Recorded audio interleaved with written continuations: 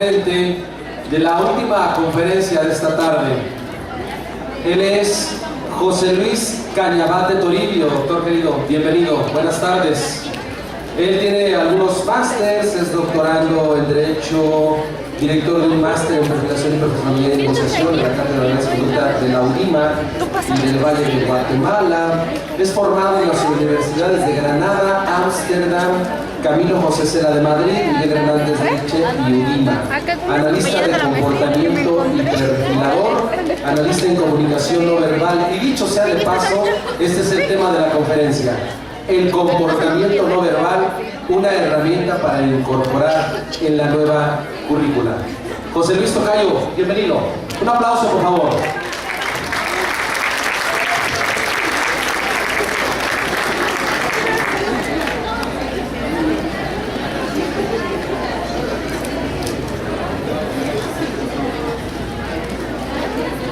Buenas tardes a todos.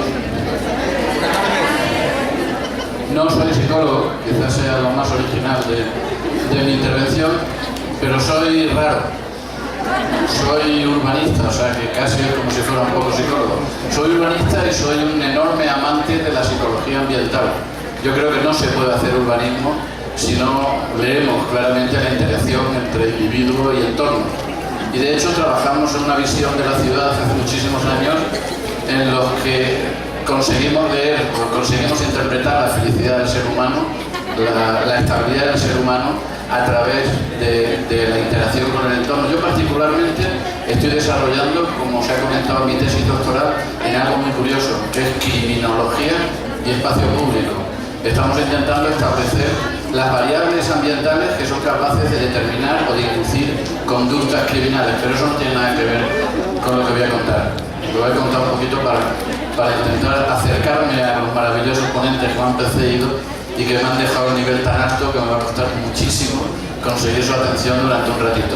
Yo pertenezco a un grupo de investigadores raros, como he dicho, que nos juntamos hace muchísimos años y que estábamos trabajando en algo que pretendíamos que tuviera todo el rigor del mundo, y es huir del folclore en la comunicación no verbal. Todos éramos investigadores que trabajamos en diferentes universidades intentando cerrarnos exclusivamente en todo aquello que tuviera respaldo o rigor académico. Queríamos no entrar nunca en la fiesta de lo que vemos desgraciadamente en televisiones y en medios de comunicación cada día respecto a lo que es la comunicación no verbal. Y empiezo, para los alumnos que tengamos mañana los talleres, el taller empieza ya, para los 15, 20 o 25, que vamos a estar mañana trabajando, mañana y tarde, empezamos ya el taller. Y empezamos con algo muy importante, que es desmitificando algunas historias. El 90% de lo que estamos viendo en medios de comunicación, de lo que está saliendo, desgraciadamente, en publicaciones, algunas incluso con tinte pseudocientífico, es mentira. Prácticamente la mayor parte de la producción que tenemos en el mercado es mentira y mala. Y nos estamos dedicando desde el comienzo de la fundación, de la organización de nuestra fundación, a intentar filtrar la paja e intentar quedarnos con todo aquello que de verdad puede avalar la formación de profesionales en la materia del comportamiento no verbal. Y si os comentaba la mala noticia, entre comillas, de que yo no soy psicólogo, la buena noticia es que a 20 o 30 de vosotros, en la sala habrá unos 300, yo creo que 20 o 30 de vosotros os voy a dar una salida profesional. Y después de la charla de hoy, y creo que con el taller de mañana, a más de uno de vosotros se van a abrir las pilas sobre un nuevo camino que hemos empezado recientemente en España a trabajar y estamos ahora mismo compartiendo con muchas universidades en América Latina, que es la introducción del comportamiento no verbal dentro de otras disciplinas. La ruta ha sido curiosa, tan curiosa que yo siendo ingeniero me dedico a esto. Tan interesante que tenemos un montón de compañeros de la abogacía, del periodismo, de la medicina, del juego, de las rutas más increíbles que se han dedicado casi exclusivamente desde hace varios años a intentar leer el comportamiento de las otras personas para aplicarlo ahora os contaré algunas, pero a un mundo que no terminamos de descubrir, a un mundo que cada año que pasa vamos descubriendo que es más intenso, más positivo y con mayores aperturas de camino. Los seres humanos hemos tenido dos grandes inquietudes toda la vida y las estamos resolviendo. La primera era ser invisibles. A todos nos ha gustado ser invisibles, ¿verdad? Eso ya está resuelto, ya está presentada la capa de la invisibilidad y existe, o sea, se ha demostrado ya en laboratorio que existe físicamente la capa de la invisibilidad. Así que resuelta la invisibilidad del individuo, nos quedaba la otra gran inquietud del ser humano, que era adivinar el futuro. Esta película tuvo un maravilloso éxito porque planteaba la posibilidad de que anticipáramos lo que iba a pasar. Trabajamos mucho en nuestro mundo con policía. De hecho, la mayor fuente de información de los protocolos con los que trabajamos viene de nuestras policías. Hemos descubierto que tanto en la Guardia Civil Española como en la Policía Nacional, que son nuestros dos cuerpos a nivel estatal, había un grupo de investigadores que llevaban decenas de años desarrollando protocolos en intentar anticipar comportamientos y detección de mentiras desde el comportamiento no verbal. Desde los protocolos que estaba elaborando este grupo de compañeros, ellos sí eran psicólogos, sí son psicólogos todos doctores en psicología, más los protocolos con los que estábamos descubriendo que muchos de nosotros trabajamos en otros sitios, hemos empezado a desarrollar matrices de trabajo. Hoy tenemos procedimientos absolutamente reglados, todos con validación de investigaciones realizadas en entornos universitarios, que nos permiten establecer inferencias con unos niveles de certeza y de solidez suficientemente garantes como para empezar a ofertar estas nuevas disciplinas en muchos mercados nuevos de trabajo. Muchos mercados que están empezando a incorporar no solo profesionales, analistas o perfiladores, y no solo en lo criminal, sino en otros muchos mundos. Me imagino que ya estaréis pensando, esto nos viene de maravilla en las elecciones que se aproximan ahora, esto nos viene de maravilla en el mundo de mi negociación profesional, etcétera, etcétera, etcétera. Lo cierto y el sentido práctico es que prácticamente todos los compañeros que han entrado de disciplinas las más inverosímiles, en su retorno a su mundo profesional de origen, han reproducido los protocolos de trabajo, pero aplicados a su mundo del que venían. Y están saliendo experiencias terriblemente interesantes y que están produciendo unos nichos de mercado. Yo voy a ser mucho más pragmático que mis predecesores, y que están produciendo unos nichos de mercado profesionales absolutamente atractivos, realmente atractivos en cuanto a cantidad de puestos de trabajo y en cuanto a lo que se paga, porque se paga mucho porque tú seas capaz de mejorar la capacidad de un investigador o de un negociador en el caso de, por ejemplo, una compañía de seguros. Las compañías de seguros, sabéis, mueven muchos millones, sabéis que se juegan todo a detectar niveles de fraude y sabéis que juegan con porcentajes nada más. Sea cual sea el porcentaje con el que un grupo de investigación de una macrocompañía de seguros hace trabajar a sus profesionales, nosotros podemos incrementárselo de modo sustancial. Y sea lo que seamos capaces de incrementar, sea cual sea la cuota con la que podemos subir la eficacia de estos equipos profesionales, significan cosas de 6-0. Bueno, por el peso mexicano habrá que hablar de 7-0 o de 8-0, pero en dólares, por ejemplo, que es la cifra internacional, estamos hablando de mejoras sustanciales en empresas medias de 6-0. Por lo tanto, un profesional que sea capaz de garantizar ese incremento de eficacia es de una brutalidad en cuanto a su oferta de mercado terrible. Así que, rebasando un poco los planteamientos, vamos a empezar a reflexionar. Os voy a contar un poquito lo que hacemos, nada más. Voy a hacer un repaso muy rápido. Lo cierto es que he dudado mucho si centrarme en algún aspecto concreto por trabajar con vosotros la mecánica de algún aspecto concreto, o haceros una perspectiva de lo que realmente hacemos, y luego, si queréis, o a través de correo, o me vengo otro año y seguimos hablando del tema, ahondamos en cada uno de los temas. La verdad es que lo que os he resumido son 4 másteres, son 4 maestrías.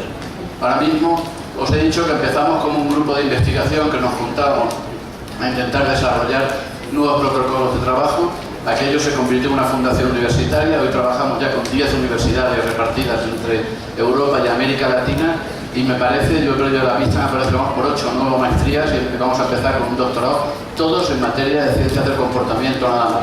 Tenemos ahora mismo la única maestría que existe en España de perfilación criminal, que se trabaja con Judicatura, con Fiscalía Nacional, con cuerpos de policía, con aval de certificación oficial. Entonces, realmente, prácticamente el mercado ha ido tirando de nosotros más que otra cosa. Y vamos a empezar repitiendo lo primero que os decía: eliminemos todos los tópicos, porque todos los tópicos son mentiras.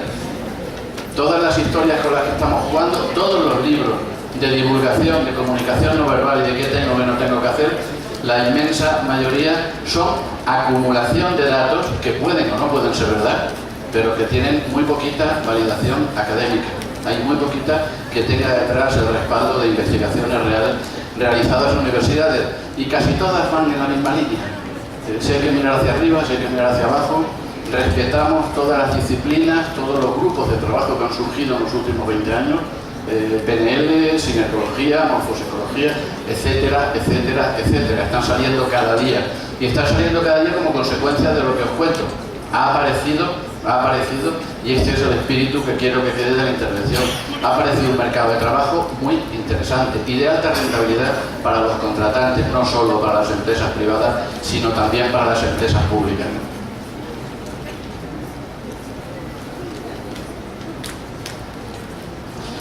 Empecemos a trabajar a lo práctico.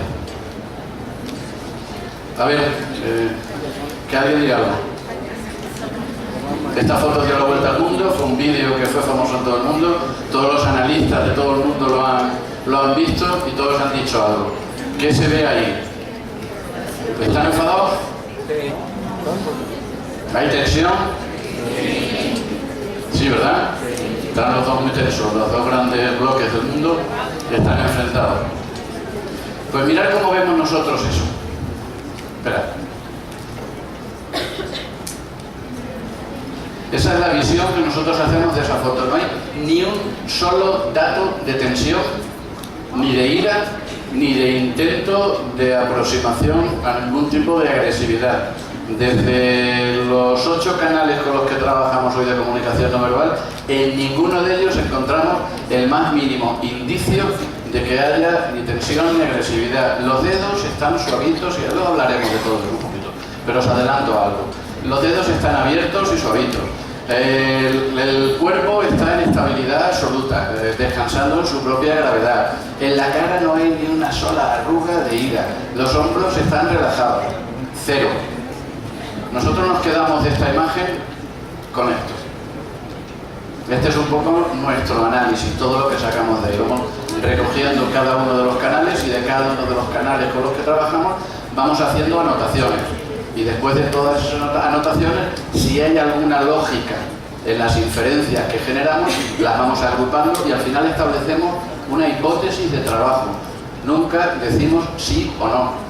Agrupamos cientos de datos, y con los cientos de datos buscamos congruencia, y con la congruencia establecemos direccionamiento. Porque lo entendáis, si de aquí tuviéramos que derivar una línea de investigación para un policía, es decir, estos señores están en la calle y se van a pelear, le diríamos: no te preocupes mucho, si tienes otra cosa más grave, vete a buscar otra pelea, porque a eso no se van a pelear en la vida. Entonces nunca decimos sí o no, pero sí marcamos tendencias de comportamiento. Y solo con eso es suficiente para lo que os comentaba hace un momento.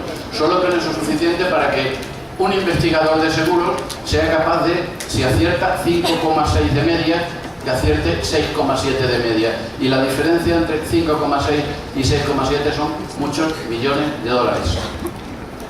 Bueno, lo veis de otra forma, ¿no?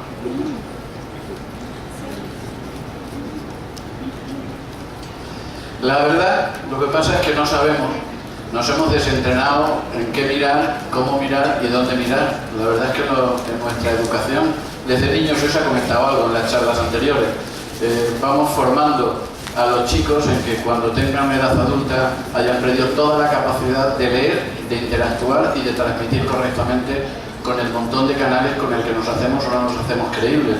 Y la verdad es que nos olvidamos del montón de información que existe en nuestro entorno. En cualquiera de nuestros mundos existen decenas y decenas de mensajes por segundo. Existen decenas de huellas de comportamiento que marcan pistas, eso lo veremos en el taller por la tarde, que marcan pistas de cuál es nuestro perfil de personalidad y que nos permite de algún modo predecir líneas de comportamiento, lo cual, dirigido a lo mismo de lo que estamos hablando, dirigido a una negociación, nos posibilita estar en situación de una ventaja bastante significativa. La comunicación existe en montones de canales, en colores, en formas, existe en los niveles celulares más simples, existe desde los orígenes de la vida en la Tierra, y la comunicación mediante todos esos canales es la base de nuestra existencia. Pero lo curioso es que solo entra a través de los mismos sitios. No tenemos más capacidad de intercambio con el exterior, no sabemos nada que no nos entre a través de los 5 sentidos. Todo lo que nos llega nos entra por aquí, o por aquí, o por aquí, o por el tacto. No hay otra fuente de entrada de información. Entonces, con todos esos canales de información es con los que determinamos quiénes somos, cuál es nuestro territorio, hasta dónde quiero que se me acerque la gente, cuál es mi área personal de proximidad, la que me considero seguro, la afectiva, la de guerra, la que queramos. Con esos canales determinamos si quiero ser más grande de lo que soy, si mi currículum lo hincho solo con la imagen. Determinamos si quiero formar parte de un grupo, como el bicho que quiere formar parte del árbol, si quiero simular que pertenezco a él, o determinamos si me quiero parecer a otro, si me quiero vestir de punky, me quiero vestir de moderno, o de todas esas corrientes visuales de imagen y vestimenta que han aparecido en los últimos años, y tampoco son nuevas, que siempre han existido. Pero la verdad es que se han producido cientos de lenguajes, cientos de códigos de transmisión de información, y lo que estamos haciendo hoy, con lo peor que ha aparecido, que ya es el medio urbano, con lo cual la complejidad de los mensajes se ha multiplicado por mucho, lo que estamos intentando es elaborar un código. Y ese código, intentando detectar cuáles son los parámetros del código que nos permitan leer. Somos analistas, somos lectores, por lo tanto tenemos que tener muy claro el alfabeto. Trabaja con 3 claves nada más: con comunicación, con lenguaje y con comportamiento. Y por seguir tocando cosas y seguir destruyendo mitos. Sabéis quién es Mourinho, ¿no? Sí, ¿no? Bueno, con Mourinho miente porque se toca la nariz. Ya después de lo que os he dicho, no. Pero seguro que si lo hubiera preguntado al principio me habréis dicho que sí, efectivamente. Regla número 1 con la que empezamos a trabajar: nada aisladamente significa nada. Todo el que veáis a partir de hoy en televisión, que lo veréis mañana, lo que pasará como con la gente en bicicleta, como con las señoras embarazadas. Después de esta charla empezaréis a ver muchos gestos que antes no mirabais. Existirán cosas que antes ya existían, pero que no mirabais. Nada aislado se puede interpretar como nada. Es como interpretar la palabra llave, la palabra vaca, fuera de su contexto, fuera de la frase o fuera del contexto. Todos los que veáis, o las que veáis a partir de la televisión diciendo la pantoja miente porque se ha rascado la nariz. No existe ningún protocolo validado que sea capaz de traducir algo tan tonto como rascarse la nariz por una mentira o una huida. Existen indicios, existen ítems que, os repito, y si me da tiempo os lo contaré un poquito, se convierten en procesos más complejos que nos permiten establecer inferencias, pero solo llegamos al nivel de inferencia. Y aquí, y con esto termino esta primera fase, que quería que fuera un poco más contundente, igual que la astronomía es una ciencia y la astrología que existe y que tiene mucho valor y que es muy divertida, es una pseudociencia, la comunicación no verbal tiene 2 componentes. Tiene un mundo ahora mismo muy reducido todavía, y todavía se mueve en ámbitos científicos, académicos reducidos, hay poquitos.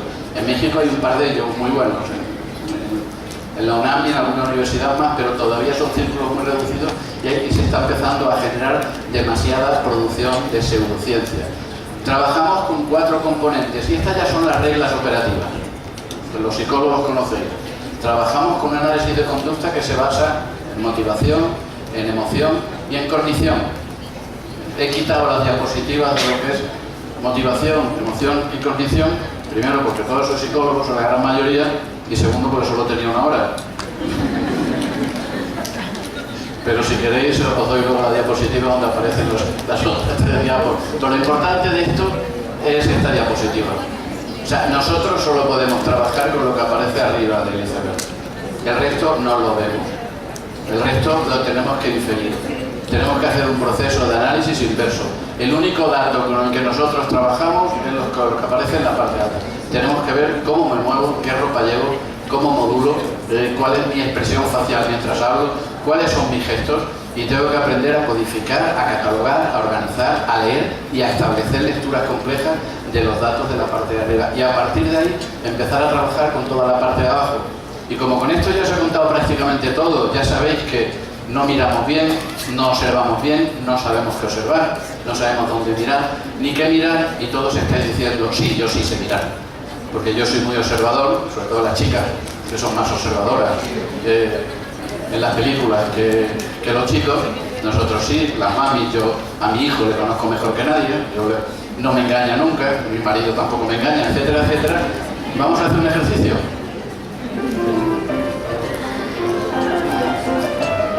Clearly, somebody in this room murdered Lord Smythe, who, at precisely 3:34 this afternoon, was brutally bludgeoned to death with a blunt instrument. I want each of you to tell me your whereabouts at precisely the time that this dastardly deed took place. I was polishing the brass in the master bedroom. I was buttering his lordship's scones below stairs, sir. I was planting my petunias in the potting shed. Constable, arrest Lady Smythe. But how did you know? Madam, as any horticulturist will tell you, one does not plant petunias until May is out. It's just a matter of observation. The real question is how observant were you?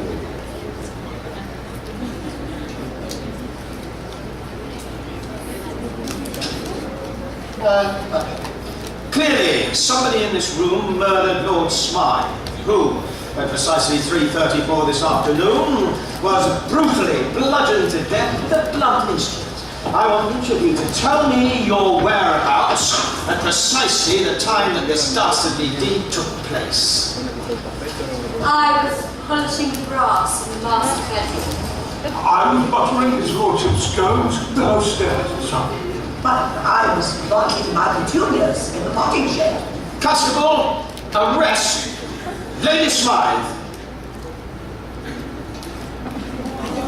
A ver, que levanten la mano los que... A ver, con sinceridad, que luego vamos a hacer un taller de mentiras. Que levanten la mano los que hayan visto más de 5 cambios. Más de 5. ¿Alguien ha visto más de 6 o más de 7? No, mira, hay 2 personas que han visto más de 5, ¿eh? Y somos 300. ¿Los que hayan visto más de 3? 6 o 7. O sea, no miramos. Nuestro cerebro funciona rellenando, como sabéis, de una forma hiperautomática. Y en cuanto tenemos suficientes datos como para creer que ya podemos interpretar la escena, pasamos del resto. El resto nos lo inventamos. Nos construimos nuestra realidad y seguimos para adelante tomando decisiones con esa realidad. Entonces, el procedimiento es bien simple en la historia. Es aprender un poquito, que son las reglas con las que empezamos a trabajar, a mirar, qué mirar, dónde mirar y cómo mirarlo. Solo con lo que hemos visto, ya habéis mejorado significativamente vuestra capacidad de lectura del comportamiento no verbal. O sea, cuando volváis a casa, sobre todo con lo que vamos a ver ahora, podréis analizar de otra forma, veréis que hay muchas cosas que se os pasan por encima y que están todo el día pasando por delante de nuestros ojos. Entonces, ese ha sido el trabajo en los últimos años en los que estamos intentando descifrar ese lenguaje global. Estamos intentando recuperar, por supuesto nosotros no hemos codificado, estamos recuperando codificaciones de muchas universidades y estamos estableciendo tablas, protocolos y no paramos de trabajar. Como afortunadamente, yo repito que esto es lo más importante de hoy, como afortunadamente ha aparecido un mercado asociado a todas estas ideas, nos está permitiendo empezar a financiar muchas de las investigaciones. Empezamos 4 o 5 investigadores trabajando con entusiasmo personal. Hoy tenemos más de 40 investigaciones abiertas en las ramas más extrañas que os podéis imaginar. Algunas tan extrañas como con la detección de indicadores prematuros de radicalización islamista en el terrorismo. O sea, han ido generándose un montón de ramas de investigación curiosas en los últimos 3 o 4 años y tenemos verdaderamente gente que ha producido y que está produciendo publicaciones muy interesantes. A todo esto añadimos la palabra, a pesar de que hablamos de comunicación no verbal, no es cierto. Decimos no verbal porque incorporamos lo no verbal, pero el juego con el que llegamos a establecer algo creíble, las hipótesis con las que trabajamos es la confrontación de lo verbal contra lo no verbal, donde aparecen las disociaciones y donde pasa lo que pasa en la verbalización cuando se produce lo que se produce en lo no verbal, en la no verbalización. Lo cierto es que la palabra nos hace más compleja la historia, y si a la palabra le añadimos ya los aparatejos que todos teníais hace un rato en la mano cuando habéis salido al descanso, y los que incluso manejáis aquí, la situación se hace bastante más compleja. Las claves de comunicación nos desaparecen, y de todo esto es el reto que nos hemos planteado, o sea, de toda esta mezcla, a ver si somos capaces de sacar protocolos científicos de trabajo aplicables a diferentes ámbitos, académicos y no académicos. Realmente hay que mezclar las dos. Y de un repasito de lo que ha pasado en los últimos años, la sorpresa es mayúscula. O sea, resulta que cuando realmente se empieza a producir material en comunicación no verbal es a partir de los años 60. Cuando se empieza a hablar de emociones y comunicaciones en los años 60.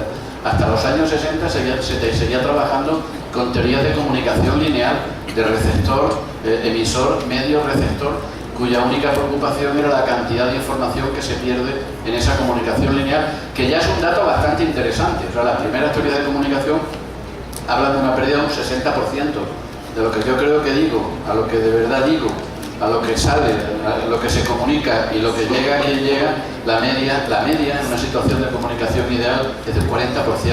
Eso ya para lo que sepáis, novios y novias, que no os enfadéis, porque es normal que no llegue a más de un 40% de lo que sale de la boca o de la mente del otro. Pero hasta hoy, que es con el enfoque... ¿Por qué os reís? ¿Verdad?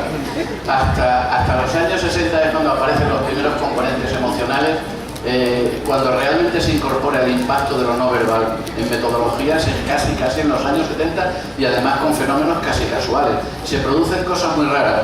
La primera teoría que aparece por estos años es que se ha difundido mucho y que esta diapo está muy denostada en muchos ambientes, que si es cierto o no es cierto, que si el 93% de la comunicación que transmitimos es no verbal.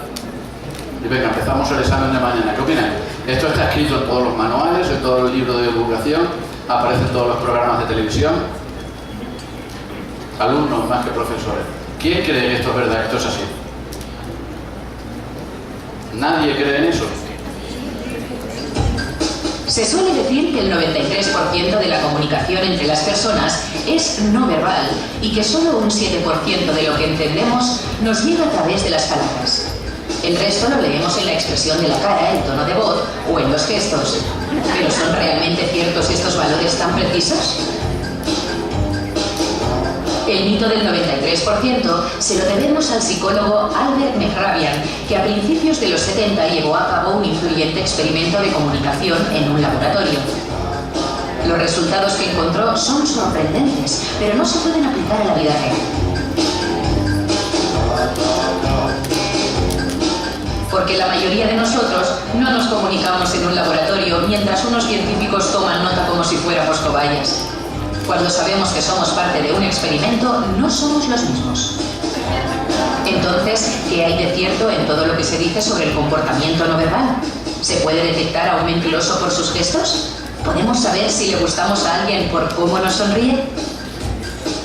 Se lo preguntamos a José Miguel Fernández Dols, psicólogo de la Universidad Autónoma de Madrid. El comportamiento no verbal es un área de la psicología que genera mucha expectación. Pero lo que se dice popularmente sobre los gestos, las sonrisas o las miradas es demasiado simplista. José Miguel nos lo deja claro. El lenguaje no verbal no existe.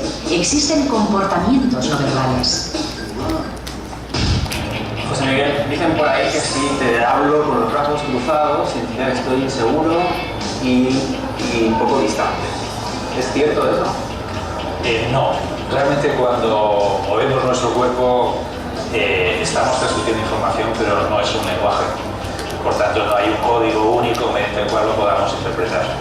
La naturaleza es muy sabia y aporta mucha información sobre cómo nos movemos, qué es lo que hacemos, en qué estado estamos, pero a la naturaleza le gusta jugar las adivinanzas, así que es difícil en muchos casos saber exactamente qué es lo que significan esas señales.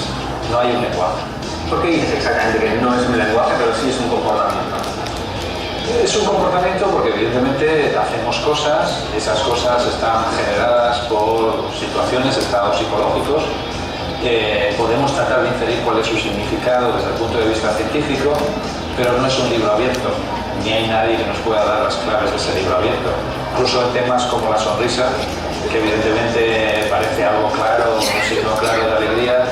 Hay en este momento una gran polémica científica. La sonrisa, por ejemplo, puede también significar sumisión. Cuando has metido la pata y sonríes, tratando de buscar un poco el perdón de los demás. ¿Qué tipo de experimentos hacéis los psicólogos sociales para llegar a estas conclusiones sobre el comportamiento no verbal? Hay algunos experimentos clásicos ya bastante antiguos, pero publicados en revistas científicas de primera línea, como Science, por ejemplo, que mostraron desde muy pronto que nuestro comportamiento no es un libro abierto. El gran mensaje es que el comportamiento no verbal es importante, pero todas las expectativas que proyectamos sobre ese comportamiento del otro nos hacen en muchos casos creer cosas que no son ciertas. ¿Con las mentiras sucede lo mismo? ¿Tú puedes saber si alguien te está mintiendo? Existe mucha mitología sobre la mentira, pero lo cierto es que no podemos saber cuando una persona miente. El detector de mentiras, por ejemplo, el famoso polígrafo, lo único que detecta es cuando una persona está activada, lo que cotidianamente se llama estar nervioso. Un inocente puede estar nervioso, un culpable puede estar perfectamente relajado. A los espías de la KGB se les entregaba para que pasaran el polígrafo perfectamente en las pruebas de la CIA, simplemente aprendiendo a relajarse un poquito. Lo que queremos leer en el otro no son más que nuestros propios prejuicios, entonces. En gran medida sí, es decir, proyectamos en el otro nuestras expectativas, nuestros prejuicios, nuestros preconceptos, nuestros estereotipos. Y le podemos dar incluso una vuelta de tuerca al asunto, porque al proyectar en el otro nuestros propios prejuicios y nuestras propias expectativas, de alguna forma estamos también moldeando el comportamiento del otro. Es el efecto Pigmalión, es decir, generamos en el otro, para bien o para mal, lo que nuestros prejuicios nos dictan sobre cuál debe ser el comportamiento del otro. Esa es una de las bases en las que se apoyan algunas disciplinas que están surgiendo en los últimos años. Realmente transmito lo que parece que se está transmitiendo, como por ejemplo la morfopsicología, que es una disciplina de muy reciente aparición y con todo un montón de publicaciones. No hay detrás ninguna investigación científica, pero sí es cierto que llego a estar convencido de que estoy emitiendo determinado mensaje, induzco determinado mensaje, estoy recibiendo el recurso del receptor de mi mensaje y acabo convenciéndome. Y en eso se basan muchos de los planteamientos de mírate por la mañana y sonríete, que probablemente el resto del día te va a ir bastante mejor. Vamos a pasar un poquito a... De eso hay algo muy importante, que lo ha comentado él. La mayor parte de nuestras policías utilizan el polígrafo, pero como prueba documental, como prueba que va al juez, como pruebas de informes periciales. En México no lo sé, pero yo vengo ahora de Perú, y en Perú el polígrafo es un instrumento que lo tienen las comisarías de cierto nivel como prueba judicial. O sea, hay una cantidad de mitos introducidas incluso dentro de las administraciones terribles. Es 5 mensajes como resumen de lo que hemos hablado hasta ahora. El comportamiento verbal, sí es cierto, es el discurso más potente de los que tenemos. Es lo que decide si votamos o no votamos a los políticos. Y lo decide en fracciones de segundo. En cuanto nos sale nuestro candidato y se pone de pie, ya hemos decidido si lo vamos a votar o no. En cuanto entramos a una tienda a comprarnos un coche y se nos pone delante el tiempo, ya sabemos si lo vamos a comprar o si lo vamos a vender o no. Tardamos décimas de segundo en cuanto a los mensajes de nuestro comportamiento normal. Por lo tanto, hay que aprender lo que tengamos garantía de que funciona. El cuerpo lanza discursos múltiples. Hay muchos canales de comunicación no verbal. Tenemos codificados ahora mismo hasta 9. Estamos trabajando con 7 porque tenemos material suficiente como para establecer ahora mismo matrices y tablas que nos permiten hacer cientos de anotaciones. Pero el cuerpo es un experto en lanzar múltiples mensajes. Múltiples. Y cuando te entrenas un poquito, descubres verdaderas barbaridades.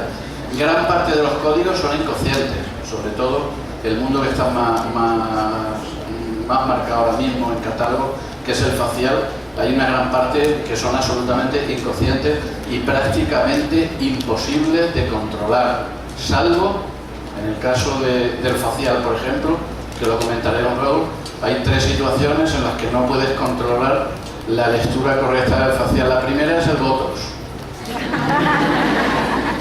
Y no sé por qué solo se han reído las mujeres y todos los hombres han quedado con la misma cara. Hay mucho botox por todos los sitios. El botox bloquea cualquier tipo de movimiento, incluso en la parte no consciente. La segunda es un entrenamiento muy bueno, A los espías, que existen espías en este mundo, se les entrena igual que un actor en controlar las expresiones a través de determinados trucos, sintiendo las emociones. Tenemos un compañero en el equipo de Perú que está trabajando con nosotros y vamos siempre con un actor a estas charlas, un actor muy bueno, y que él demuestra que lo que no podéis hacer ninguno en esta sala, pues el 99% de los asistentes a esta sala, él lo puede hacer porque lleva toda su vida entrenándose, que es, por ejemplo, generar una emoción creíble de tristeza, y él lo puede hacer. Y la tercera, y esta ya si la conocéis vosotros, ¿es cuál? Repito, hay 3 razones mediante las cuales se nos puede falsear una información facial. La primera es echarte cemento concreto en la cara. La segunda es entrenar perfectamente a la persona. Y la tercera, soy psicólogo. Psicopatía. El psicópata no siente la emoción, por tanto no puede transmitir la emoción. Entonces, entre los primeros sesgos que tienes que eliminar a la hora de hacer un análisis de expresión facial, que hay más, pero estos son los 3 más importantes, que tienes que hacer un análisis del patrón base de la persona y saber que no tiene unos índices significativos de psicoticismo o de psicopatía. Pero bueno, luego lo veremos un poquito de eso más tranquilo. Gran parte de los códigos vienen de fábrica. Podemos aprender los códigos de modo consciente, o sea, tenemos ya suficiente información como para establecer catálogos y manuales de trabajo y establecer protocolos. Ya, y repito, más de una universidad que se está metiendo en este ajo. De hecho, estamos intentando, probablemente para el año que viene, como muchos 2 años, vamos a tener una universidad en el sur de España de ciencias del comportamiento. Y queremos que no sea una universidad, queremos que sea una red de universidades. Estamos intentando trabajar con un montón de universidades de sitios, de forma que el conocimiento no nos pase lo que pasaba hasta ahora, que no se nos queden circuitos excesivamente herméticos. Y ha aparecido una profesión nueva que es el motivo de esta charla de hoy. O sea, hoy hay una demanda profesional en bastantes mercados de analistas de comportamiento. Algunos no lo puedo ni contar. Algunas de las cosas que hacemos no las puedo contar, pero realmente hay una demanda bastante intensa en sectores que os podéis imaginar, algunos muy significativos. Bueno, vamos a dar 4 o 5 reglas básicas porque por lo menos, dicen los expertos en comunicación, que para que una charla sea exitosa, el que viene se tiene que ir con algo a su casa que no traía cuando llegó. Así que vamos a intentar que os llevéis algo que no traíais y que por lo menos podáis practicar algo que ya es una buena medida. Las 5 reglas mínimas para empezar a leer el ciclo de la comunicación.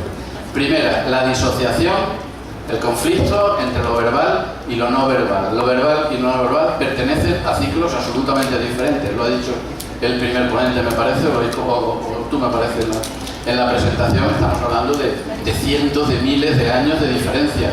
El entrenamiento que tenemos en lo verbal es muy chiquitito. El gen, que es por si no lo sabíais, el gen de la palabra se llama el FOXP2. Es un gen que aparece hace 200.000 años. O sea, antes de 200.000 años no existía el gen de la palabra. Realmente el inicio del lenguaje ficticio aparece hace 70.000 años. 70.000 años en evolución es nada. O sea, la capacidad que tenemos de articular ideas, conceptos mediante la palabra es muy primitiva, muy reducida en relación con la capacidad que tenemos de comunicarnos mediante el cuerpo y mediante el gesto. Y eso se ve en el cerebro. Ahora lo veremos en otra diapositiva, porque eso produce una diferencia de funcionamiento que lo utilizamos como un recurso operativo y que nos da una información muy valiosa para algo muy concreto. Pero lo adelanto ya porque es la base de lo más valioso con lo que trabajamos, que son las microexpresiones. Las expresiones que se producen en décimas de segundo, en menos de una décima de segundo. Se producen justo por este proceso. Tercero, hay una parte que es consciente y otra parte que es inconsciente en nuestra comunicación. La inconsciente, por ejemplo, toda la parte superior facial, casi todos los músculos superiores son muy difíciles de manejar conscientemente, lo que nos permite que sea muy difícil falsear determinadas emociones. Todas las emociones que tienen componentes de la musculatura superior de la cara son muy difíciles de falsear. Se pueden falsear, pero como decía, normalmente se pueden detectar. 4, que es el principio cuando empieza esta historia, es imposible no comunicar. El bloqueo de comunicación hace que el conflicto entre lo racional y lo emocional y lo comportamental algún día se agote, y en el momento que se agota, lo comportamental se dispara, lo emocional y lo comportamental se disparan. Podemos mantener la racional funcionando un cierto tiempo, pero la pila, la batería que tenemos es de capacidad limitada. Y en cuanto a la sobrecarga rebasa determinada línea roja, por algún sitio sale. Si hacemos esfuerzos por no comunicar, partidas de póker, testigos, interrogatorios de policía, etcétera, acaba explotando ese sistema por lo comportamental, por lo emocional y por lo comportamental. Y por ahí es donde veréis a veces en las películas o las noticias, han detenido a este señor que no tenía ninguna prueba contra él, lo tuvieron 8 horas en un interrogatorio y confesó.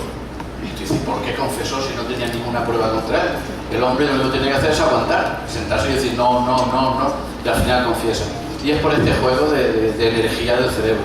Te empiezan a someter a una sobrecarga cognitiva que hace que comportamentalmente por algún sitio empieces a generar algún indicio. El problema surge en qué indicios. ¿Cuáles son los indicios y cómo tengo que leerlos para empezar a trabajar en apuntar hacia determinada dirección, pero se hace? Hay mensajes que son muy evidentes. Para esto no hace falta estudiar comportamiento no verbal, pero sí es cierto. Bueno, reglas que ya funcionan, y que además lo tocaremos mañana en el taller de mentiras. Es la más importante. Estos son 2 políticos de Perú. He quitado los de aquí. Tenía una colección de políticos, no porque venía a México, sino porque teníamos políticos mexicanos en la base de datos, pero por respeto al momento en el que están ustedes ahora mismo, los hemos quitado y me he traído políticos de Perú. Luego a puerta cerrada nos tomamos una cerveza y hacemos una sesión con políticos mexicanos. Gesto y palabra deben ser una regla primera de credibilidad, de los pocos matices con los que podemos detectar si primero no transmites confianza y segundo si hay algún indicio de falsedad. El gesto siempre va o delante o al mismo tiempo que la palabra. El gesto es nuestro modo natural de comunicarnos como bichos, como animales. El gesto sale espontáneamente y la palabra tiene solo 70.000 años. Entonces la palabra va un poquito más lenta. Si en algún momento el gesto va detrás de la palabra, la interpretación, y os repito que todo esto con pinzas, todo esto con pinzas, que significa que en la palabra estoy haciendo un esfuerzo por generar mi discurso.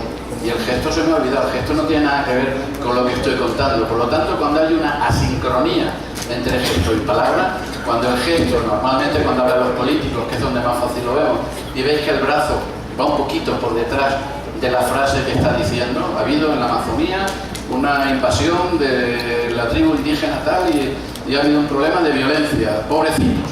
Cuando en el momento digan pobrecitos, si la palabra va detrás que el gesto, puede ser verdad o mentira, pero no está sintiendo esa palabra pobrecito, no hay emocionalidad en esa palabra. Hicimos un análisis el mes pasado, que esto lo puedo contar porque lo publicamos en un periódico, sobre el presidente PPK, el presidente de Perú, cuando le hacen una ronda. Sabéis que ha dimitido el presidente con todo el equipo de Perú y ha entrado un equipo nuevo. Bueno, pues 4 días antes de la dimisión, 6 periodistas le hacen una entrevista al presidente y la última periodista le pregunta a bocajarro: señor presidente, sin rodeo, ¿usted se cree capaz de gobernar Perú? Así fue la pregunta. Y el presidente, esto solo lo podíamos ver en fotograma a fotograma. El presidente durante 2 fotogramas dijo que no. 2 fotogramas es nada, o sea, no lo vimos porque tuvimos que analizar la secuencia con el vídeo. Dijo que no, y luego, sí, claro, yo podría ser presidente. Y al día siguiente lo sacamos en televisión. No sé si él se sentía o no se sentía capacitado para gobernar. Lo que es cierto es que en ese momento él transmitió una absoluta falta de credibilidad. En ningún momento puedes decir es mentira lo que está diciendo, es verdad. Pero la transmisión que hace, la transmisión que percibe la persona que está observando, esa era de ese estilo. Entonces, quizás la regla más importante ahora mismo, y con esto ya yo creo que podía acabar mi charla, si os lleváis esto a casa, cuando hay falta de sincronía entre gesto y palabras, es la lección más valiosa que podéis llevar, es la primera que estudiamos. Y todo esto se apoya en algo que también habréis estudiado vosotros mucho más que yo y que lo conocéis mejor que yo, que son las especialidades, las especialidades laterales del cerebro y las velocidades de las 3 capas evolutivas del cerebro. Me lo paso deprisa porque lo conocéis mejor que yo y cualquiera de vosotros podría dar esta parte de la charla, seguro mucho mejor que yo, pero con eso jugamos para un montón de cosas. Con eso empezamos a establecer muchas hipótesis, inferencias con las que trabajamos. Pero bueno, por ir haciendo ya materia, entrando en materia, ¿qué es la comunicación no verbal? Estamos hablando de comportamiento y de comunicación. Hay pocas definiciones, La primera, que es la que hemos hecho hasta ahora, es la semántica, es lo que no es verbal. Y la segunda es en la que estamos empezando a añadir, esta no ha acabado nunca todavía, esta llevamos construyéndola desde que empezamos a trabajar en esto, y ya están apareciendo disciplinas tan extrañas como la cronémica, como la oculésica. Esas son las más novedosas, las más antiguas, la proxémica, la áptica. O sea, ya tenemos todo un catálogo de disciplinas que nos permiten establecer las matrices que os digo. En cada una de ellas, que son canales de comunicación, tenemos establecidos protocolos y los aplicamos. Entonces, la segunda, por dejar definiciones, es la suma de un montón de aspectos de lo no verbal que nos permiten comunicarnos. La incongruencia es la regla más importante. La falta de congruencia entre lo verbal y lo no verbal. Y ojo, también hay incongruencia entre gestual y, por ejemplo, expresión facial, que también aparece, que son matices que tenemos que empezar a ver.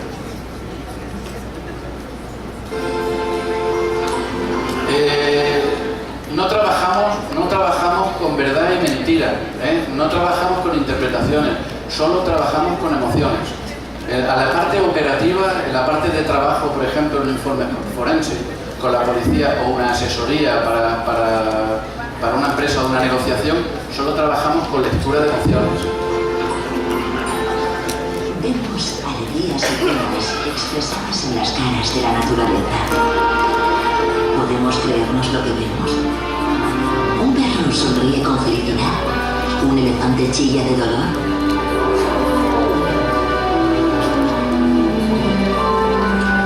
Como nadie podía medir los sentimientos, ha sido un crimen científico atribuir emociones humanas a otros animales. Pero las nuevas tecnologías de visionado del cerebro y pruebas genéticas, unidas a las observaciones de animales que aprenden un lenguaje humano, finalmente nos dejan echar un vistazo a los corazones y a las mentes de nuestros compañeros. Lo que vemos es inquietantemente familiar. Desde el miedo a la compasión, desde el amor de una madre a un corazón roto. Sin embargo, parece que tal vez no estemos solos.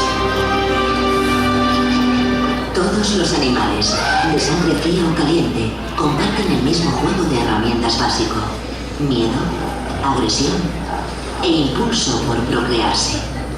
No son lujos sentimentales, es la base de la supervivencia. Vamos con eso, me las voy a pasar para entrar en la parte que más me interesa ver y cómo realmente funcionamos desde las emociones. Os voy a dejar la presentación para que a través de la universidad tengáis todos acceso a ella. ¿Alguien se acuerda de cómo hizo su primera integral? Y sea sinceros. ¿Alguien sabe hacer una integral? Levanta la mano. 10. Y contando el factor de mentira que acostumbramos a ver, vamos a dejarlo en 5. Pero sí, todo el mundo se acuerda, o por lo menos casi todos se acordarán del primero eso. ¿Cómo funciona esto? Porque nuestra emoción, la emoción, es la que nos garantiza que nos acordemos de lo que nos sirve para algo. Es evolutiva, es adaptativa y es la que nos permite sobrevivir y evolucionar. Entonces, con ese factor es la garantía de que funcionamos. Con ese factor es con el que trabajamos. Y trabajamos con este juego. Y la metodología que utilizamos es muy simple. La metodología es... Bueno, esto es para asustaros. Esto es lo que leemos en cada segundo. Cuando trabajamos con un fotograma de un vídeo, nos pide un empresario que por favor le hagamos una perfilación de su rival más importante de la empresa parecida. Coca-Cola nos pide Pepsi-Cola. Mentira, porque las dos son la misma, pero suponiendo que fueran distintas, el de Coca-Cola quiere tener una negociación con Pepsi-Cola y nos pide que perfilemos al dirigente de Pepsi-Cola porque tiene que negociar con él y tenemos que conocer todo su comportamiento. Lo analizamos a través de vídeos. Los vídeos, utilizamos decenas de vídeos y nos tiramos semanas viéndolos, cada fotograma, separado por separado. Asociamos cada fotograma a la verbalización que sucede en cada momento. lo que se está diciendo en cada momento, vamos anotando comportamiento, vamos haciendo la interpretación que tenemos validada, o sea, hay que poner la referencia de qué investigación valida eso, de qué universidad, vale, no vale inventarme lo de la pantoja, la investigación validada, y vamos sacando inferencias. Y al final agrupamos todos esos datos y empezamos a generar hipótesis. O sea, no es fácil. Esto es lo que miramos en cada segundo. En cada segundo de trabajo, cada uno de los, no voy a leerlos todos, pero cada uno de los cuadraditos es uno de los bloques de información. El primero es el rostro, expresiones emocionales, miramos las 8 emociones, las 7 emociones. El segundo, los gestos, en el que miramos brazos, piernas, etc. El tercero, postura del cuerpo. Cuarto, las distancias, cómo manejamos las distancias. Ahora vamos a ver un poquito de cómo se trabaja. Quinto, ápticas, cómo tocamos. Siempre recurrimos al gran maestro Obama, que era el gran artista del tacto, etcétera, etcétera. A todos esos canales les aplicamos los protocolos y empezamos a establecer diferencias. Y jugamos, esta es la diapositiva que cuenta un poquito, que también lo conocéis como psicólogos, el funcionamiento de esas dos velocidades del cerebro. Una lectura óptica, un estímulo óptico, como sabéis, tiene dos rutas. Entra al cerebro y tiene una estimulación rápida, una reacción inmediata, procedente de nuestra parte del cerebro límbico, que es algo instantáneo. Explica muy rápido. Yo voy por el campo, veo una serpiente y salto. Pero según estoy saltando, veo que la serpiente es una cuerda y paro de salto. Bueno, pues lo que con la serpiente es muy brusco, en una partida de póker se produce en décimas de segundo y produce una microexpresión. La microexpresión es el gran invento en la lectura del comportamiento no verbal, porque la microexpresión, una persona entrenada, muy entrenada, hay ya programas en internet que te permiten hacerlo, hay training que te venden un montón de consultorías que te permiten aprender a hacerlo en tiempo real, pero con vídeo lo haces sin ningún problema. Te requiere tiempo, pero capturas toda la microexpresión. La microexpresión no miente. La microexpresión dice: este señor ha tenido un gesto de alegría en el momento que ha visto el póker de ases, pero ha dicho: no voy a manifestar mi gesto de alegría, por lo tanto voy a poner la famosa cara de póker, que es que no voy a transmitir nada, pero sí se produce un pequeño movimiento. Entonces, el buen jugador de póker, igual que el buen actor, es el que es capaz de minimizar esa microexpresión hasta que desaparece y no se denota. Pero los mortales de a pie, como todos nosotros, sí se nos nota. Se nos nota y se nota mucho. Hay microexpresiones más amplias, más cortas, hay algunas que se convierten ya casi en expresiones, pero permiten mucho juego. Si os dedicáis a observarlas, veréis algunas. Ahora vamos a ver algunas de las manifestaciones faciales de las expresiones básicas, las que son de carácter universal, y algunas de ellas veréis cómo son muy fáciles de detectar. La primera de ellas es la que yo llamo la rompeparejas, que es la de desprecio, que es el movimiento en una parte del labio. El movimiento, la lateralidad del labio está siempre asociada a desprecio. Y si lo observáis a partir de ahora, veréis que lo estáis viendo todo el día. Que tu novia te hace gestos de desprecio con mucha más frecuencia de la que te gustaría. Y empezarás a preguntarle: oye, ¿por qué me has hecho un gesto de desprecio? Y cuando lleves 20 apuntadas, te pasará como hacemos nosotros en la investigación. Dirás: oye, que hoy, cada vez que he hablado de por qué llegas hasta las 10 de la noche, me ha sacado pasado. Que es la misma conclusión que sacamos nosotros. Entonces, hay dos rutas. Hay una ruta más rápida y otra ruta más lenta, y son dos órdenes que a veces se contradicen. Cuando se contradicen, se evidencian el comportamiento. Somos animales de dos velocidades y ese es un recurso que utilizamos. El cerebro construye, el cerebro se inventa, lo hemos visto antes. Lo que no ve, en cuanto cree que tiene datos suficientes, el resto se lo inventa. O sea, ahí vemos un grupo de gente sonriendo y nos hemos inventado la mitad. Nos hemos quedado tan felices con la primera foto y habríamos pasado la página seguramente. ¿Y qué leíste en la primera? Pues mis amigos riéndose. Entonces, otro factor con el que tenemos que jugar. Trabajamos con emociones primarias nada más, y esto es importante. Emociones primarias son las que se ha demostrado que son de carácter universal. Esta teoría la lanza Darwin en 1875, me parece, 1875-76, en un libro muy bonito que os tenéis que comprar, que es La expresión de las emociones en hombres y animales.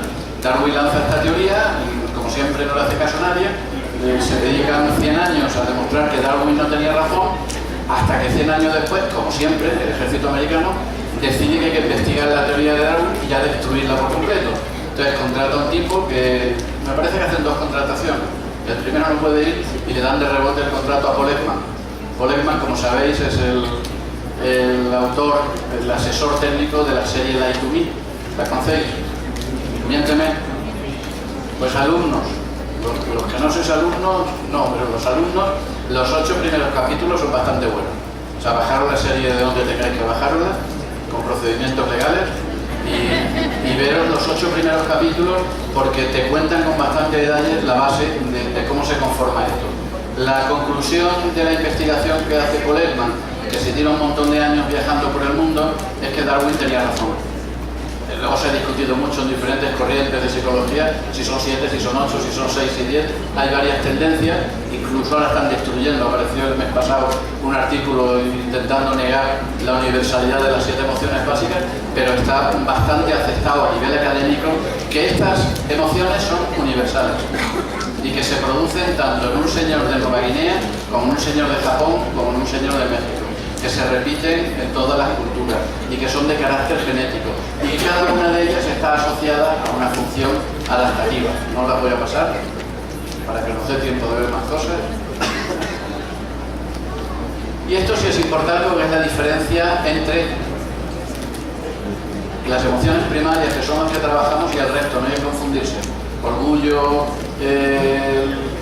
todas las que aparecen de segundo nivel son emociones generadas desde las emociones primarias, tienen una duración más larga, duran segundos, minutos, hasta más tiempo, y son de carácter anticipativo. Las primeras son reactivas. Paso el resto, os repito que os voy a dejar la diapositiva. Y este es el patrón de trabajo ya técnico con el que trabajamos. Así montamos un informe. Trabajamos con 3 niveles y con unas conclusiones. El primero es la lectura del proceso emocional, que en grandes rasgos es lo que os he contado. Trabajamos con la veracidad o no veracidad de las emociones que nos transmiten. El segundo es el análisis del patrón básico. Primero miramos cómo es la persona, para lo cual nos traigamos muchísimos vídeos para ver cómo funciona esa persona en todos sus componentes, desde una situación sin estímulos externos. ¿Cuál es su patrón basal? A ese patrón le aplicamos, este es el patrón individual del primer trabajo que se hace, para poder averiguar por qué cambia su comportamiento cuando lo cambia. Vuelvo a repetir el caso político. A un político le estás preguntando cuál ha sido tu reacción ante el incendio que ha sucedido en tal sitio, y puede cambiar de muchísimas formas. No es lo mismo que conteste con ira, que conteste con sorpresa, que conteste con tristeza, o que conteste con alegría, que se ve a veces en algunos personajes. Y trabajamos con búsqueda de cambio. Sobre ese patrón individual aplicamos todos los canales. Hacemos un repaso de cada uno de las diapositivas, de cada uno de los fotogramas, aplicando todo ese juego de canales, y cada uno de ellos con sus parámetros de lectura. Y vamos a hacer un repasito rápido, y con esto terminamos, para abrir un poquito de tiempo de debate, de cada uno de los canales con los que trabajamos. La expresión facial es el primer indicador de las emociones, es el más fuerte de que disponemos.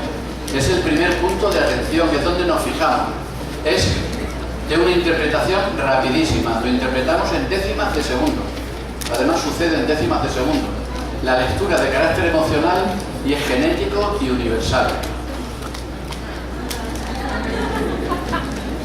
Sobre la duda de si es genética o aprendida, también las he quitado. Tenemos como 20 de estas de políticos de todo el mundo. También he quitado unas cuantas, pero se repite. Y si no lo creéis, vamos a ver algunos de ellos. ¿Esta cuál es? Vamos a empezar. Esto lo codificamos con un manual que escribió Paul Ekman después de ese viaje, esa investigación famosa. Lleva toda la vida viviendo de ello. Paul Ekman no solo vive de enseñar esto. Cuando descubrió esto, se dedicó a asesorar películas en el cine, y a lo más importante de todo, o sea que no sabéis cuál es la principal fuente de financiación de un señor que es el que más sabe en el mundo de expresión facial: los juegos de ordenador. O sea, su principal fuente de financiación es asesorar a Pixar. Curioso, es un dato significativo. Venga, con esa codificación es con la que trabajamos. Cada uno de los movimientos musculares o de grupos de movimientos musculares es una Biblia de 800 páginas. No vayáis a creer que con esto lo aprendéis todo. Pero por lo menos son los 2 movimientos musculares básicos. El inferior, que es una subida facial en curva hacia atrás, la de sonrisa, que a pesar de que parece fácil, no siempre se hace así. Antes de ayer estábamos con un candidato a una alcaldía de no viene a cuento dónde, en qué país, y me daba su foto para el cartel y la foto era la cara cuadrada. Y yo, tú no puedes nunca convencer a nadie que está sonriendo con una cara cuadrada, por lo menos que gire un poquito la mandíbula. Pero bueno, eso es manipulable. Lo que no es manipulable es la parte de arriba. Lo que se llama eso de la codificación y la uso, que es las mejillas que suben y aprietan la parte de los párpados hasta crear unas pequeñas patas de gato. ¿No? Si eso no aparece, la sonrisa no es sincera. Ojo, las primeras expresiones, las básicas, son cortas. Si son largas, hay indicios de falsedad. La sonrisa excesivamente larga es para que se meta entre comillas. La sorpresa, exactamente igual. La parte superior no es manipulable, la parte inferior sí. La sorpresa es la emoción más corta. La sorpresa de más de un segundo tiene muy poquito de credibilidad. La amiga que os encontráis por la calle os dice qué ilusión verte, en el verte ya es mentira. Hasta qué ilusión puede ser verdad, pero a partir del verte ya empezará a desconfiar de la alegría. Entonces, la parte de arriba casi siempre es lo más difícil. Es verdad lo que os estoy contando, ¿eh? Está escrito en muchos documentos. Y también os vale para vosotros, a partir de ahora como saludáis a la gente. La tristeza, la característica más importante es esa señal de serpiente de S en la ceja. Con este indicio se han detectado ya varios casos criminales. Varios. No tenemos tiempo hoy, mañana en Detección de Mentiras os lo contaré. Varios casos en los que una madre denunciando desaparición de su hija con un llanto terrible y una gesticulación brutal. Hay un caso de México famoso. Con una gesticulación brutal, los investigadores reorientaron las líneas de investigación para los inspectores que estaban llevando la investigación. Esa señora no está triste. La puede pasar de lo que quiera, pero esa señora no está triste. Cambiaron la línea de investigación y de México hay un par de ellos, pero el famoso. Y se han detectado por la falta de esa curva. Eso no se puede simular. Entonces siempre la parte de arriba es la más difícil de simular.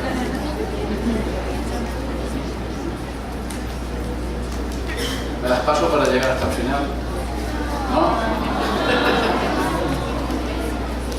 A ver, lo más importante de lo que os estoy enseñando es la microexpresión. Lo más importante es captar la microexpresión, que es fugaz, que es chap chap. Y que en tiempo real es muy difícil de detectar. Se pueden ver en vídeo. Como hoy podemos, afortunadamente para esta disciplina, grabar prácticamente todo, practicar con políticos cuando hablen de noticias importantes y veréis la cantidad de cosas que ocultan. Cuando aparece una microexpresión de ira ante determinado tipo de preguntas. Esa pregunta me ha puesto furioso, pero no pueden verme furioso. Es la pregunta que me han hecho. Sí, muchas veces es solo un fotograma o dos fotogramas, ¿sí? Entonces, la forma de analizarlo es siempre con un cursor, con una tablet o con un cursor de dedo, y vas prácticamente lento hasta que detectas la micro. Cuando la detectas lo paras, vuelves a la verbalización y sacas para averiguar qué estaba diciendo en ese momento. En este momento estás hablando pues, de la contaminación en el río tal, y lo anotas y sigues trabajando. Aparece otra expresión de ira, la vuelves a anotar, y cuando tienes muchas empiezas a generar algún tipo de diferencia. Siempre que se ha hablado de la contaminación en el río y de los sindicatos que estaban trabajando en personas, este señor se le ha puesto una cara de ira. No sé qué significa, pero yo tengo ahí ya mi dato y con mi dato empiezo a generar inferencias. Bueno, la ira es una de las más importantes. ¿Sacarla vosotros? El asco es igual que el desprecio, pero aplicado a cosas. Y está muy exagerado, pero de verdad observarlo y a partir de ahora veréis muchas microexpresiones de desprecio. Es un movimiento lateral. Ojo, antes de hacer cualquier tipo, de elaborar cualquier tipo de conclusión, hay que ver que esa persona no tiene un tic nervioso, puede ser. Es verdad, por eso se elabora, por eso lo que os decía la fase 1, que es el patrón basal. Antes de empezar a hacer este análisis, tienes que tirarte muchos días viendo cómo es su comportamiento habitual y elaboras un documento. Este señor habitualmente 20 veces al día hace un gesto cuando está aburrido, cansado, y lo vas anotando como un posible sesgo de interpretación para que luego no te suceda. Bueno, como ya sabéis mucho de esto, ahora con las expresiones faciales de estas chicas quiero que me digáis quién ha ganado y quién ha perdido la competición.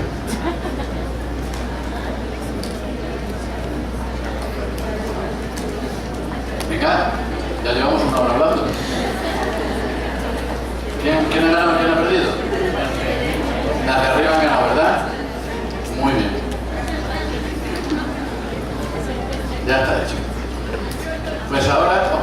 segunda pregunta. ¿Quién es vidente y quién es ciega?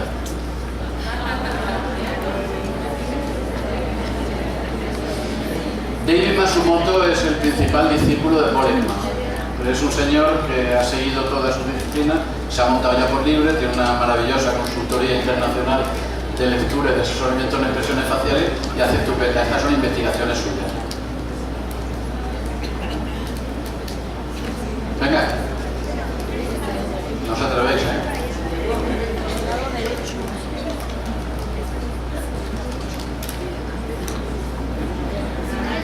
No hay ninguna diferencia. Podéis decir lo que queráis, no existe ninguna diferencia. La expresión facial es universal y de carácter genético. Una persona que nunca ha visto en su vida tiene las mismas expresiones que un vidente, idénticos. Y esta es una de las pruebas. Esto es lo que llamamos la sonrisa social y la sonrisa auténtica, para no ser malo con lo de sonrisa falsa. Mañana veremos también que lo de la mentira no es malo. La mentira es un bálsamo social que ayuda a que nuestra sociedad funcione bien en una cierta dosis. O sea, no hay que aplicar maldad en absoluto a la historia, pero en cuanto a la sonrisa, ¿qué pasaría si no pusiéramos las sonrisas que tenemos que poner a la señora que nos encontramos en el ascensor por la mañana con la pinta que tiene? No, si le dijéramos la verdad. Pero bueno, 2 o 3 ejercicios rápidos, ya para ir cerrando. Auténtica y falsa.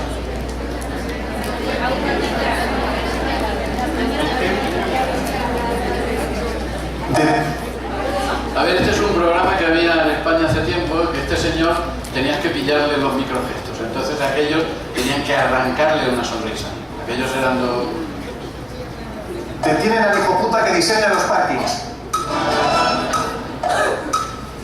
Una señora entra en la tienda Movistar y pide el nuevo Guachinay Town. Coca-Cola lanza una Coca-Cola baja en Coca-Cola. Un teclado permite escribir a tomar por culo con una sola tecla. Es larga, ¿no? Bueno, voy a pasar un poco porque me parece más importante que mantengamos 10 minutos de charla y de preguntas, pero queda hacer un repaso del resto de los canales. Los gestos, que es importantísimo. El gesto es cultural, ojo. El gesto es cultural, no es tan genético, tiene un componente cultural. Están organizados con diferentes tipos de gestos y cada uno tiene una traducción. Hay algunos gestos que son directamente síntomas de inquietud, como tocarse demasiado, todo lo que se traduce como picores, y otros que dan una cierta dosis de credibilidad. Los voy a pasar deprisita. Los hay de 3 niveles, son culturales. Creo que no se me ha colado ningún mexicano, ¿no? Se me ha colado un mexicano. Cerraron los ojos. Esa es la clasificación que hace Paul Ekman de los gestos, y estas son las reglas principales de los gestos. Nunca se pueden leer independientemente, como todos los componentes de comunicación no verbal. Tienen que tener congruencia con las palabras. Si no hay congruencia, alarma roja, luz que se enciende, y hay que interpretarlos en contexto. ¿Qué está pasando en ese momento y cómo se produce? Posturas es otro canal enorme, con todas sus consecuencias. Muestran el interés en la comunicación, la apertura hacia la persona que tienes enfrente, manifiestan un estado de ánimo y predisposición a la acción y pueden influir en nuestro estado de ánimo, según las posturas. Yo creo que esta es la viñeta más expresiva de la fuerza del gesto. Dices que quiero estar deprimido, dices, pues levanta la cabeza, ¿no? Si levanto la cabeza igual se me quita la depresión. Yo lo que quiero, para estar de verdad deprimido, tienes que poner la cabeza por abajo, es como te convences de verdad. La cronémica, que es un canal reciente, que tiene un fuerte componente cultural, sobre todo los latinos en oposición a los nórdicos, tanto los europeos como los americanos. Tenemos una visión del tiempo muy diferente. Nosotros somos lo que llama Edward Tejal policrónicos, no policrómicos. No escribáis policrónicos, que lo hace todo el mundo, policrónico, es decir, hacemos varias cosas al mismo tiempo sin ningún problema ni pudor, y los nórdicos encadenan todo. Luego no es así en la realidad, o sea, no existe la policronía, pero bueno, nos vale como mecanismo de trabajo. Esa manía que tenemos de hablar todos al mismo tiempo de varias cosas, sin ningún problema. La proxémica, esta es importante, y es cómo manejamos las distancias. Esto es uno de los aspectos que yo estoy trabajando profundamente en la tesis, y es el manejo. Todos tenemos una esfera propia de espacio que consideramos inviolable, y una de las técnicas para romper malas negociaciones es intrusionar en el espacio del otro. Hay todo un montón de discursos sobre la prosémica, simplemente que sepáis que simple. La áptica, como nos tocamos, la áptica tiene una terrible influencia, me parece que lo has comentado tú en tu intervención. El cómo toquemos o cómo no toquemos tiene una enorme influencia en la credibilidad y en la interacción que se produce con la otra persona. De eso hay montones de experimentos, están muy de moda ahora, sobre todo en el mundo de la medicina, y en el mundo de la negociación y en el mundo de la política. Según cómo toco, consigo tener de mi lado o no de mi lado al otro. Según investigaciones que se han hecho por parte de farmacéuticas, simplemente el que médico toque al paciente de una forma, más tiempo o menos. Tengo compañeros que lo están aplicando y están elaborando estadísticas, consiguen adhesión a los tratamientos de hasta un 40 o 50% superiores a si no hacen el contrario. Eso, vuelvo a las cifras económicas de antes, en el costo de las multinacionales farmacéuticas estamos hablando ya no de 6, sino de 7 y 8 ceros. Son cifras brutales el que la gente se tome o no las pildoritas que tienen que tomarse. La forma de tocar, aunque veáis 2 vídeos de nuestro amigo Barack Obama, descubriréis cómo se debe y cómo no se debe tocar, pero es otro mundo maravilloso. La imagen, por supuesto,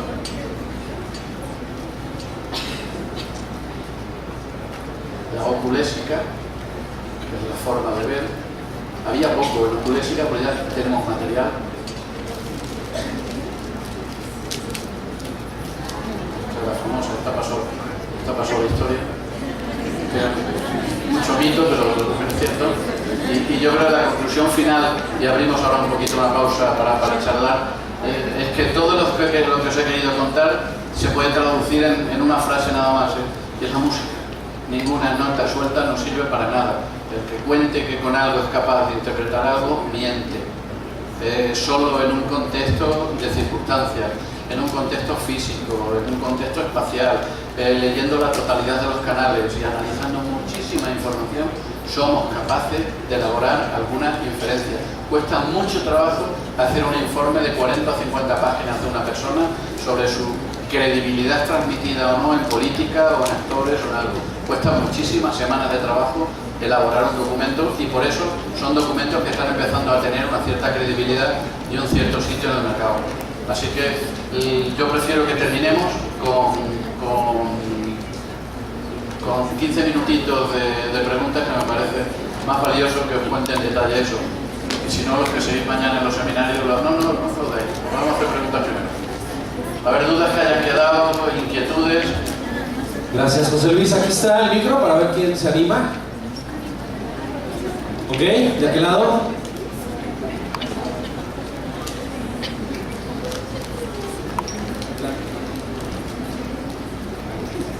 Bueno, a mí me gustaría saber si es cierto que cuando una persona miente, mira hacia el lado izquierdo. Eso es PNL puro.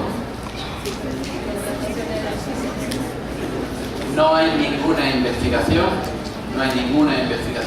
que asocie mirar a la izquierda con mentira. Entre otras cosas, porque la izquierda y la derecha, según el argumento que plantea la PNL, que es el cultural, la escritura, etcétera, según qué cultura están asociadas en diferentes derechas y diferentes izquierdas. Hay otras culturas que lo sitúan arriba o abajo, con el pasado y el futuro, y otras que cambian según la posición del personaje.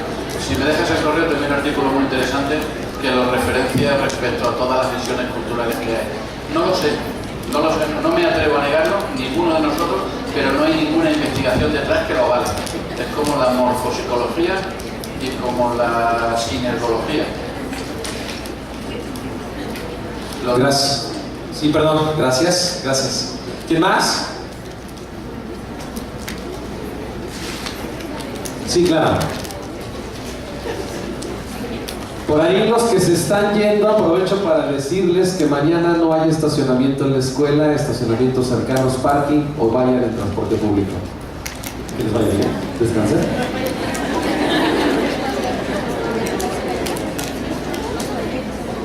Disculpe, ¿algunos cuantos libros o cualquier tipo de autor o más información que nos pueda brindar Si me facilitáis una lista de correos o personas que estén interesadas, os envío una lista de biografía. Os dejo el correo ahora mío, que es muy fácil, y me escribís y me pedís, porque me imagino que habrá materias muy diversas.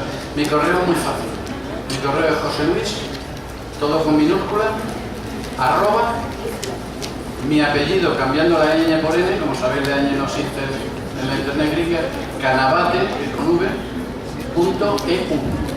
O sea, José Luis, @canavate.eu. Es muy fácil. O sea, me podéis pedir con toda confianza información, referencias, sitios donde se esté trabajando en esto. Gracias. ¿Cómo lo discutir? En este ejercicio del análisis de fotograma, a través de la práctica se puede generar cierta habilidad para una lectura ya en tiempo real. Sí, claro. Sí, porque te tiras, en un ejercicio te puedes tirar en una persona, en un informe mediano, que no tiene, por ejemplo, trascendencia judicial, que es simplemente un estado de comunicación de un político, te tiras 15 días prácticamente todo el día pasando fotograma a fotograma. Yo te puedo garantizar que cuando acabas un informe de eso y vas a saludar a la persona que te la ha encargado, le miras con los ojos diciendo, si tú supieras todo lo que yo sé de ti, y no has hablado con él nunca. O sea, es increíble lo que sacan. No, prácticamente lo diseccionas. Gracias. Sí, claro.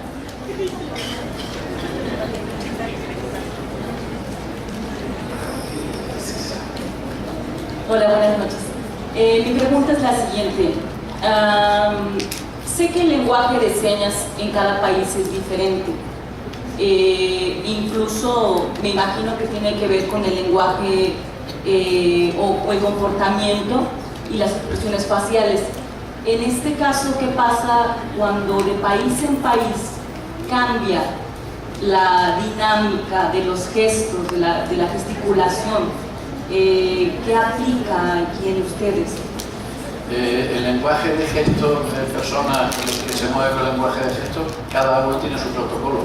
Pero recuérdamelo porque es un libro muy bonito, se llama, no me acuerdo, que es el que da pie a toda la interpretación de la gesticulación. La interpretación de la gesticulación que tenemos hoy en código, es que no me acuerdo el nombre, es un nombre sueco, nórdico. Y es un libro muy bonito que parte de la elaboración de los códigos para el lenguaje de gestos y cómo, como consecuencia de eso, se empezaron a hacer interpretaciones del resto de los gestos. O sea, hay una vinculación muy fuerte entre cómo se elabora en cada cultura y cuáles son los códigos, toda la simbología que ha ido saliendo. Recuerda bien que los vídeos, pero además me parece que lo tengo en PDF. Muchas gracias. Sí, gracias José Luis. ¿Qué más?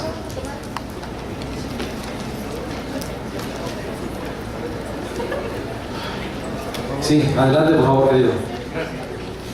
José Luis, pienso que en ocasiones hasta el mismo personal que te contrata no se da cuenta de sus gesticulaciones.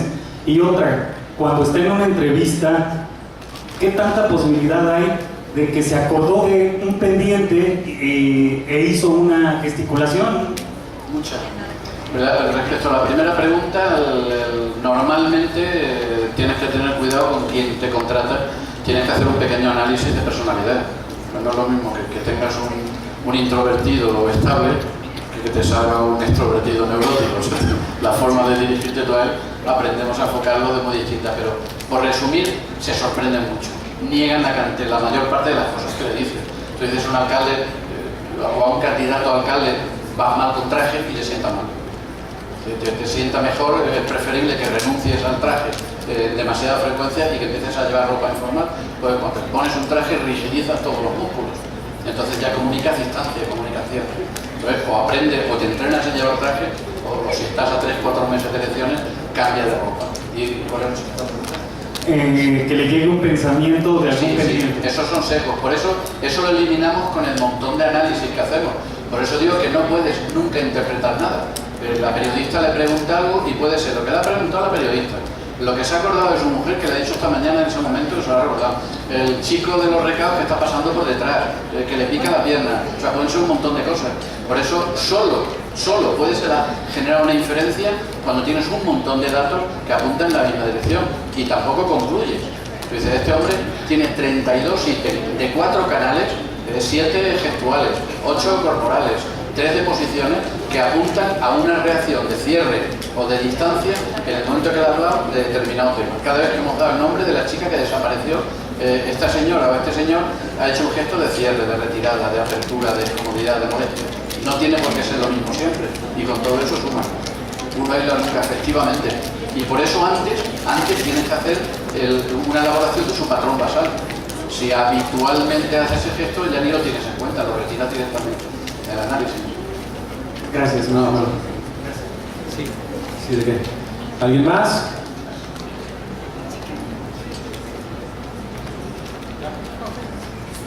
Bien, pues creo que nadie. Ok, José Luis, pues encantados pues contigo, muchas gracias. Un aplauso para ti, por favor.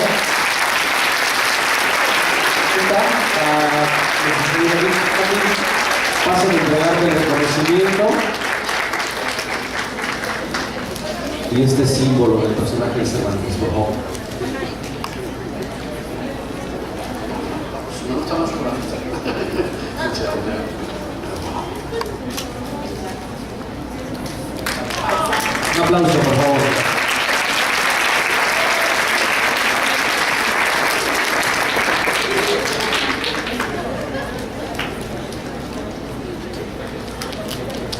Muchas gracias a los tres. Gracias, José Luis.